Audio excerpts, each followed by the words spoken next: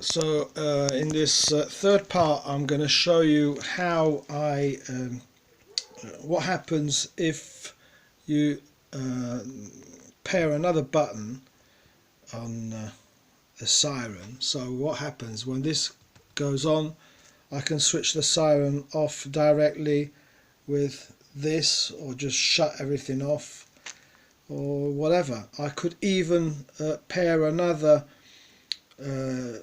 button, let's say the SOS, and have that trigger that if I want to make a bit of noise. Could do that in another video. So now let's turn everything on. There you go, we've got everything on. Now it's waiting, it's time. The status seems already online, but that's because I didn't refresh the screen.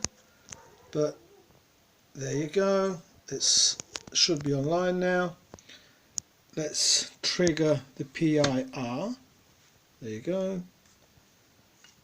There you go. It's triggered everything. You can see everything's on. I've got the message, push message, telling me that I received an alarm. There you go. Let's off button.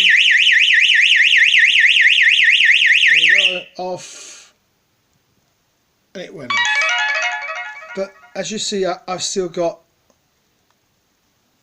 it all on. So if I trigger the PIR again, it will go on, unless I press this one down here